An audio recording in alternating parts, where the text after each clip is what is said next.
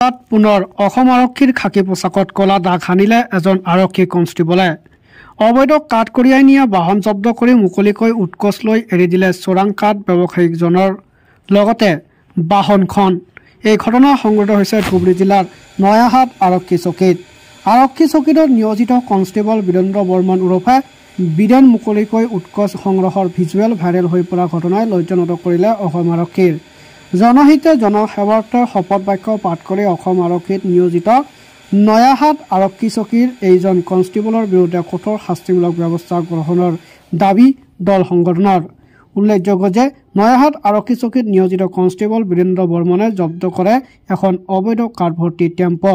পিছত অবৈধ কাঠ ব্যৱসায়ীৰ পৰা মুকলিকৈ উৎকোচ সংগ্ৰহৰ দৰদাম চলাই কনষ্টেবলজনৰ ভাষ্য মতে ডাঙৰ ছাৰে নামানিব ৫,০০০ টকা দিব লাগিব। তাৰ পিছতে অবৈধ কাঠ ব্যৱসায়ীৰ পৰা ধন লোৱাৰ দৃশ্য ভাইৰেল হৈ পৰে।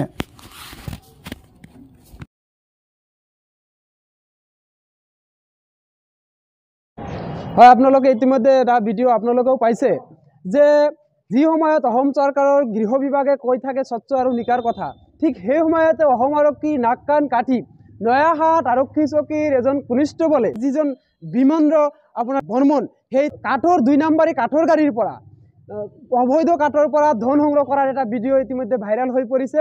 আৰু ভিডিঅ'টোত সেই কনিষ্টেবলজনে কৈছে যে আমাৰ বড় ছাৰ মানে কি আপোনাৰ ডাঙৰ ছাৰক পইচা যোগান ধৰিব লাগে বুলি, আৰু সেইখিনিত যিখিনি সেই ২ নম্বৰী কৰা ব্যক্তিজনে দিব বিচাৰিছে সেইখিনিত তাৰ কাম নহয় বুলি কৈছে। গতিকে আমি দাবী উত্থাপন কৰিছোঁ যে যি সময়ত মুকলিভাৱে ধন সংগ্ৰহ কৰাৰ এটা ভিডিঅ' সামাজিক মাধ্যমত ভাইৰেল হৈ পৰিছে আৰু ভিডিঅ'ত কোনজন ছাৰৰ কথা কোৱা হৈছিল আৰু কি কাৰণত সেই ২ নম্বৰী গাড়ীৰ পৰা টকা লোৱা হ'ল, ইয়াৰ ওপৰত এটা ইনভেষ্টিগেশ্যন হ'ব লাগে। আৰু আটাইতকৈ গুৰুত্বপূৰ্ণ বিষয়টো হৈছে যে যি সময়ত মুখ্যমন্ত্ৰী ডক্টৰ হিমন্ত বিশ্ব শৰ্মাই কৈ থাকে যে অসম আৰক্ষীয়ে ভালদৰে কাম কৰিব লাগে নিকা আৰু স্বচ্ছভাৱে, ঠিক সেই সময়তে কেনেকৈ এই কনিষ্টেবলজনে মুকলিভাৱে টকা ল'বলৈ সাহস কৰিলে। গতিকে আমি দাবী উত্থাপন কৰিছোঁ যে কোন বিষয়া জড়িত থাকি এই মুকলিভাৱে ধন সংগ্ৰহত নামি পৰিছে, ইয়াৰ ওপৰত এটা তদন্ত হ'ব লাগে আৰু বিষয়াজনক অতি সোনকালে তদন্তৰ আওতাত আনিব লাগে। আৰু যিজন কনিষ্টেবলে সেই বিষয়াৰ কথা কৈ টকা ধন সংগ্ৰহ কৰিছে সেই কনিষ্টেবলক অতি শীঘ্ৰে চাকৰিৰ পৰা বৰখাস্ত কৰি দৃষ্টান্তমূলক শাস্তি দিবৰ বাবে আমি অসম লোক সংগ্ৰাম পৰিষদে দাবী উত্থাপন কৰিছোঁ। অসম আৰক্ষীক স্মাৰ্ট আৰক্ষী বুলি কোৱা হৈছিল, এই ক্ষেত্ৰত স্মাৰ্ট আৰক্ষীৰ এনে কৰ্মকাণ্ড